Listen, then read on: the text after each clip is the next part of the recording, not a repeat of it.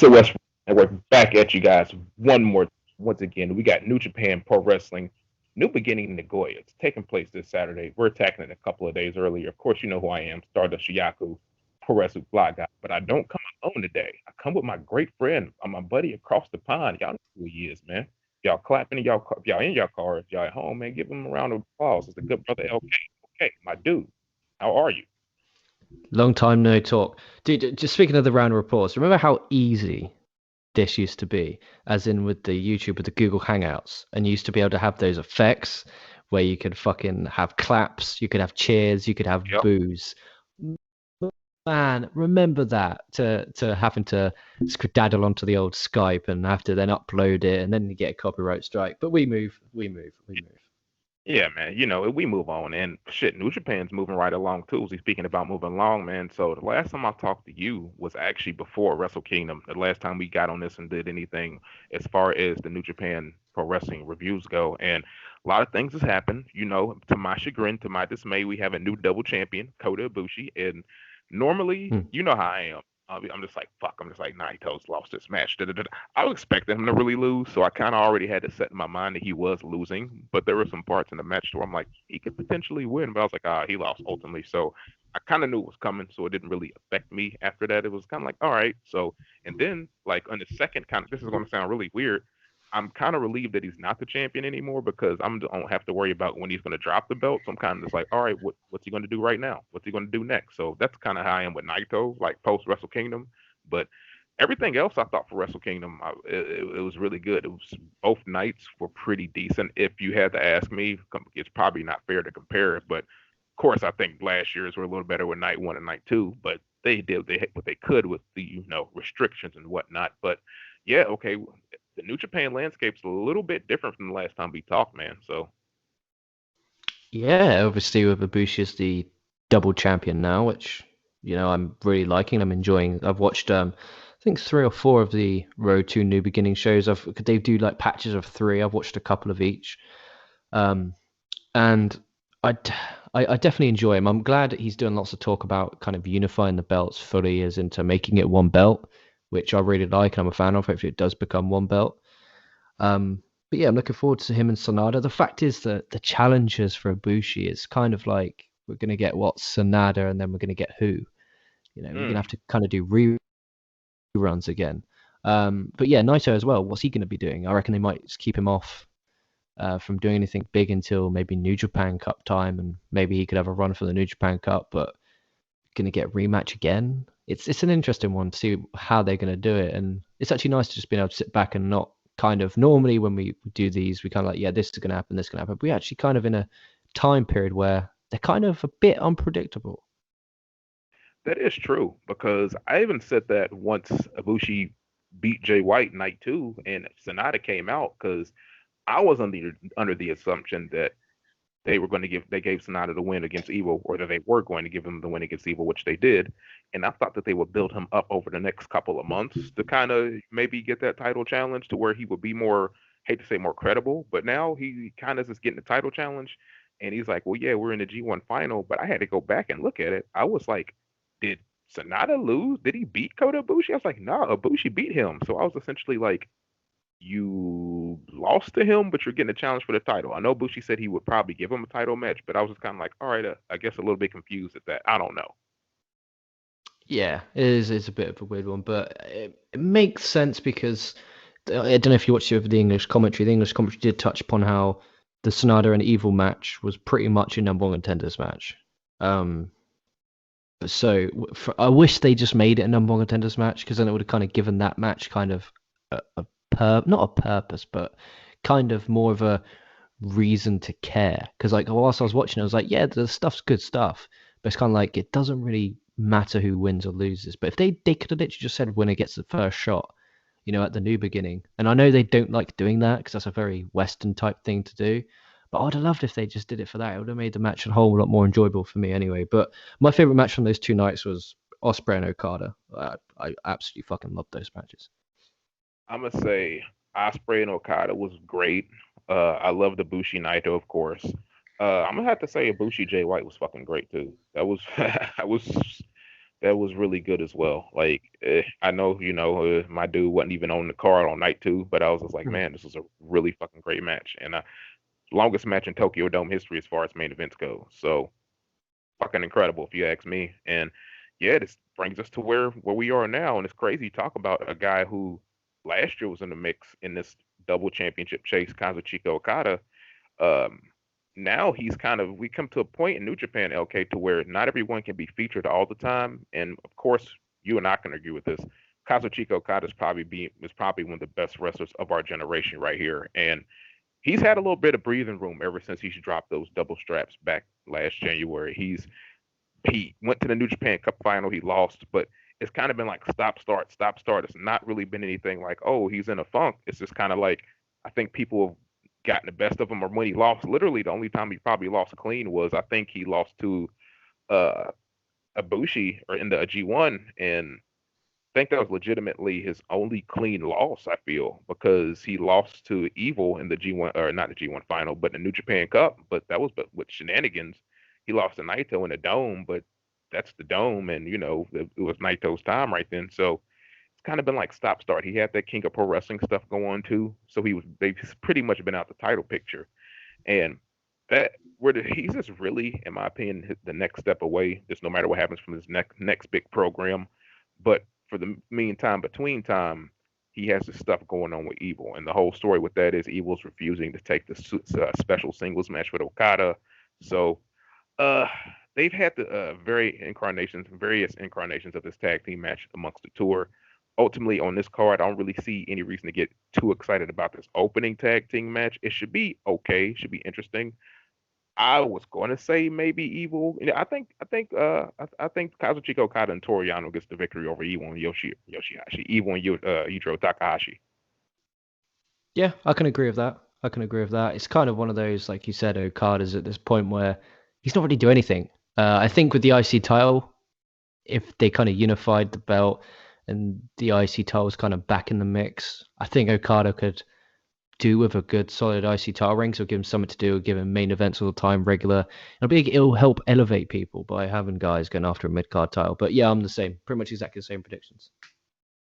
Shit. Then we have match number two in the show. A match I'm going to be a little bit more interested in because it got to my favorite wrestler in it. Then, but of course I'm going to be more interested in it. We have the team of Kota Ibushi, Tamaki Homa, Sho, and Master Wato taking on a Los Ingobernables de Japón team of Tetsuya Naito, Sanada, Hiromu Takahashi, and Bushi right here. So yeah, Homa's been kind of having a mini feud, mini rivalry with Tetsuya Naito post Wrestle Kingdom. He actually defeated Naito on one of the Road to New Beginning shows and won the elimination match. And in the elimination match, he actually knocked him off the apron after he went over the top rope. So it is weird because as we were talking about the Sonata and Ibushi match, that's going to be a really good match. That match is going to fucking rule.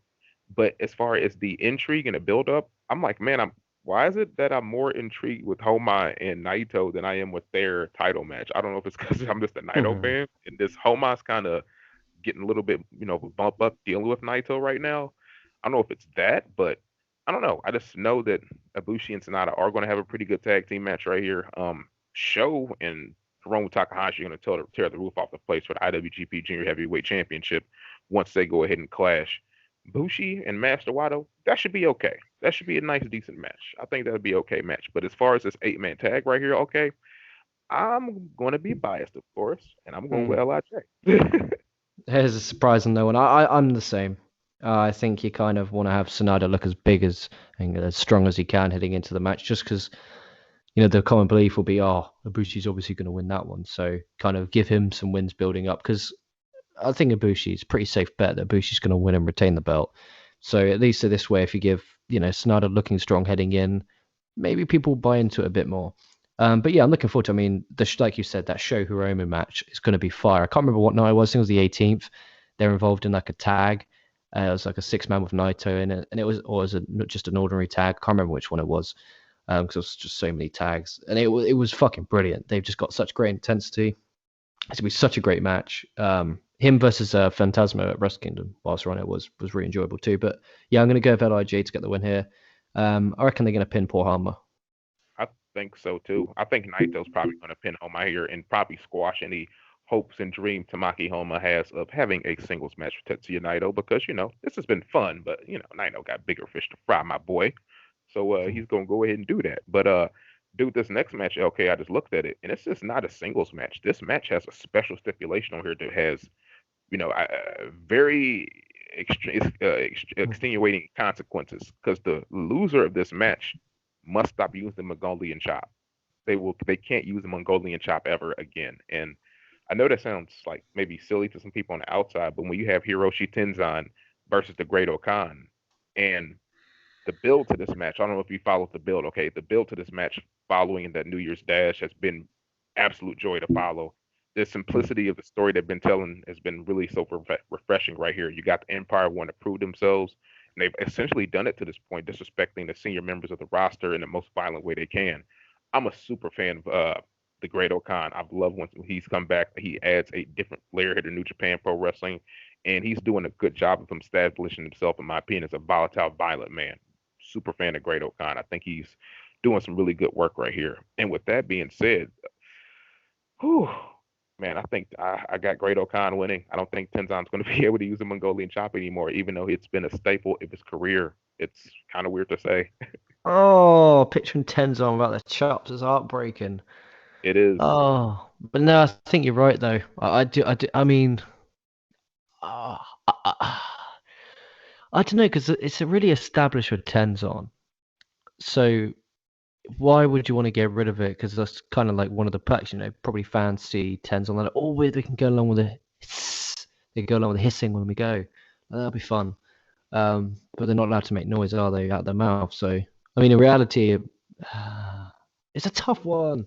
I'm gonna go with Greater Khan because I think he lost to Tanahashi at Wrestle Kingdom, so you want to kind of build him up a little bit. And Tenzon, he's like you said, he's an older statesman, so he kind of doesn't really need a win. But my heart will be behind Tenzon, and I hope Tenzon gets the win. And honestly, too, okay, if you look at it, if he defeats Tenzan and takes the Mongolian chops from him, it's almost like he's absorbing Tenzan's powers. And whenever the fans are able to make noises with their mouths, every time that Tenzan would get the great reaction from those Mongolian chops, just imagine the vitriol and the hatred the fans are going to have for Great Okan every time he does those now. Oh, that's an absolutely magnificent shot. It's kind of like passing the torch, but it's just with Yep. one regular move. Magic. That's a great point. Yeah, Greater Khan's going to win this. And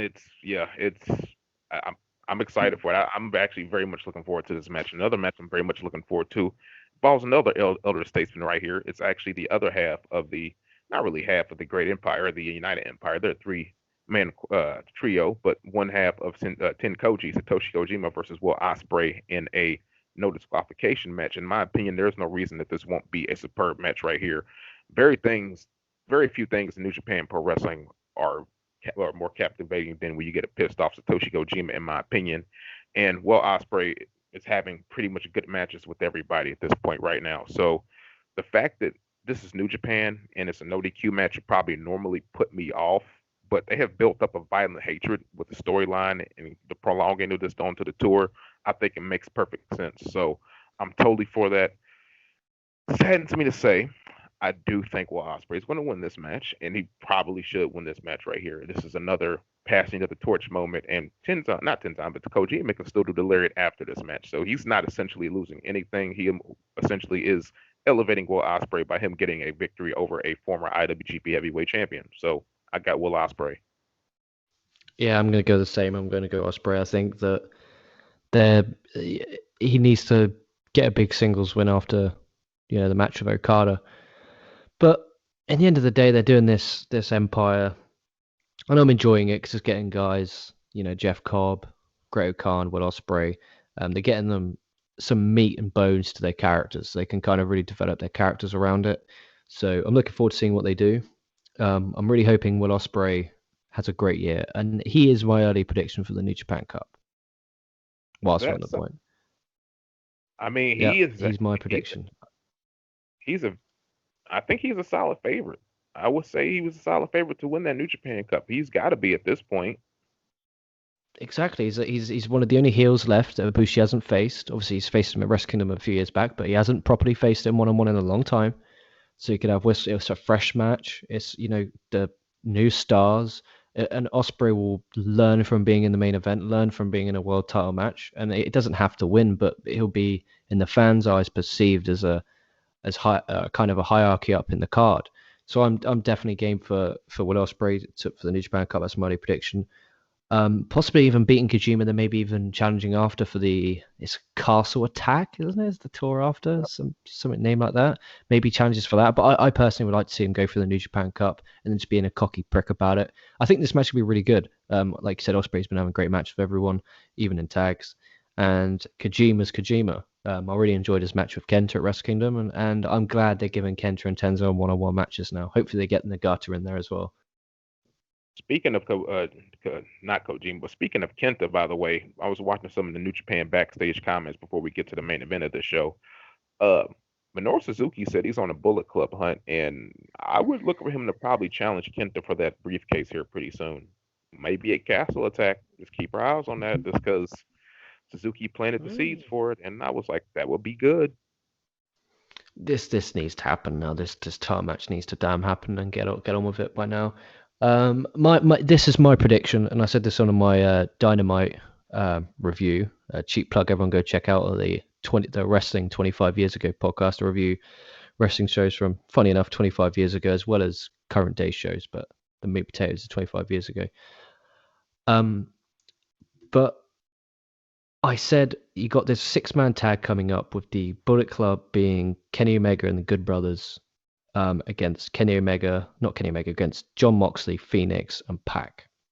You have Kenta from out of nowhere hitting the GTS on Moxley, and then fucking Omega picking up the win, or Omega, or whoever wins, and then post-match Kenta GTS, boom, stands over the briefcase. Next week on Dynamite, I'm cashing in. We're gonna have an IWGP US title match on the show, and then he's helping Bullet Club. You could have the 2 Sweet with Kenta and Gallows and Anderson and Kenny Omega, and all as well as ends well. That's my prediction. Bold, fancy booking, more like. If that were to happen like that, this is probably so far fetched, but call me crazy. But if that were to happen, I would love a Wrestle Kingdom match between a returning Jay White and Kenny Omega, because I feel when Jay White comes back, he's going to be a face. So I would love that. Yeah, definitely, 100%, Like, 100%. yeah, I think that would be amazing. So yeah, I mean, Bullet Club's kind of up in limbo right now. They're yeah, we should maybe do a show about that sometime. Talk about what these guys are doing, because man, it's interesting with Jay White being gone. Evil, there's no real leader in the Bullet Club in Japan, and we got the guys over in America, pretty much staking claim, I guess, to the Bullet Club now. It's kind of interesting, but that's another topic for another time. But yeah, I would actually like to talk about that sometime. But now we got the main event, okay, and this main event is something I've been looking forward to ever since this match was announced. You have defending his never open weight championship right here.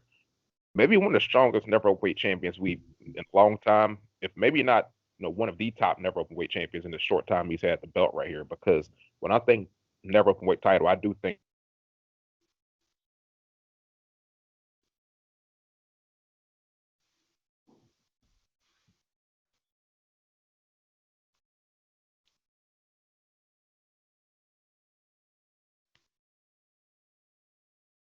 who I did not think would be the never open weight champion, or at least challenger for the never open weight championship.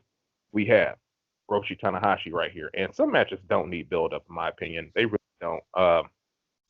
It's just you just got cut and dry. The Ace won the challenge for the never open weight championship. Shingo Takagi wanted to defeat the Ace and retain his title.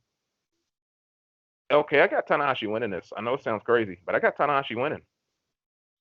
Yeah, I'm exactly the same. I think we have a Tanahashi win here, and I think we're going to get a good lengthy run, and we're going to get matches with fresh people for Tanahashi, which is really important because it'll kind of keep him motivated as well, gives him something to fight for, and keeps him up in there in big singles matches on these tours. You could have him versus Suzuki. You could do him versus Kenta. You could do him versus Ishii. Oh, him versus Ishii. Something I can't even remember ever seeing that. It probably happened in a G1 or in a title picture at some point. But then you could also have him like going up against the Bullet Club guys, against the Suzuki Gun guys. You could have Zack Sabre Jr. challenge in a rematch from the G1 Climax. You could have so many challenges, and he could literally put the division on his back and make it really mean something. Similar to what I hope Okada does with the IC title when it comes back. Like kind of do a similar to what Nakamura did with the IC title, kind of make it the title. That's a great point, man. I think that belt would be sweet on Okada, that Intercontinental Championship on the side, on the little side, bar. I think that look real sweet on him.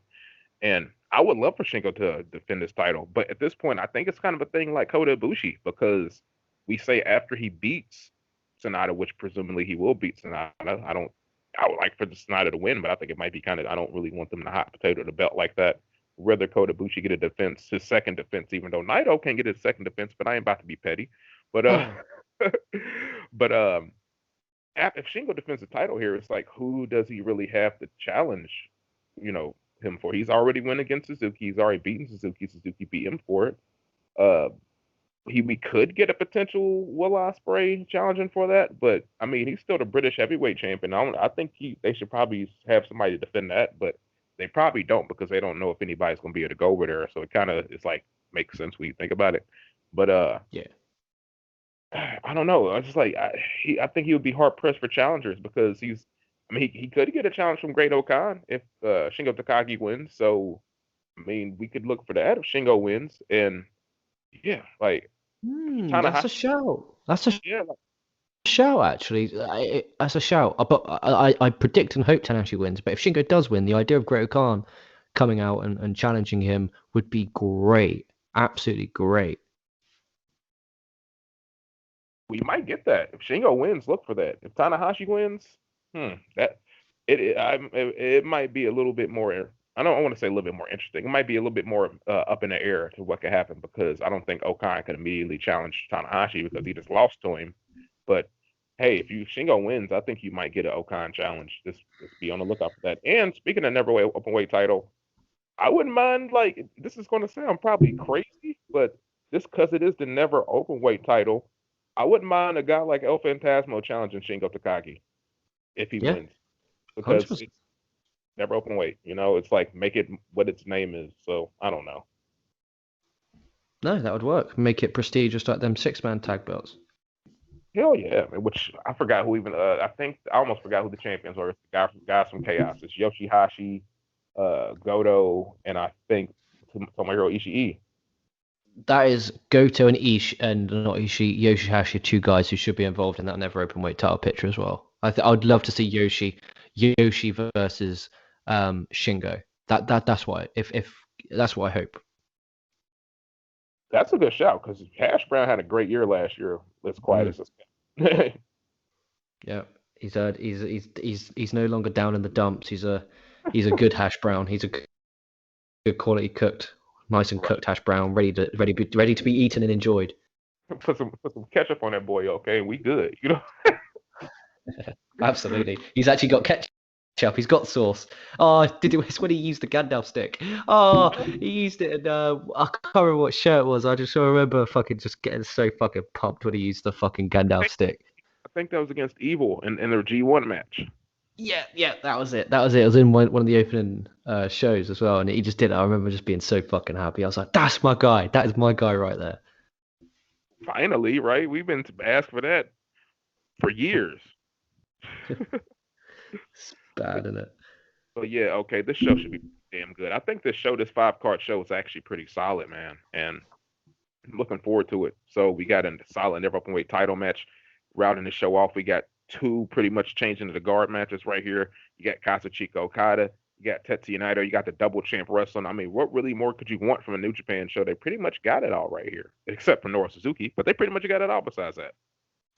Absolutely. We saying, are you free Saturday evening, the day of the show in the evening?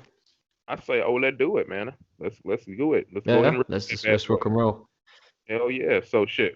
We signing off up out of here, y'all. Know what to do, man. Like, share, subscribe, all that great stuff. Tell a friend and tell a friend. Because LK, I don't know if they know this, but the price to subscribe is actually $3.99. It don't cost them a damn thing. So they might as well get to it. So we up out of here. We'll holler at y'all later. You know what it is, man. And I ain't even gonna say, well, I already said tranquilo. It is what it is. But adios, y'all. So y'all get that review. Toodle pip.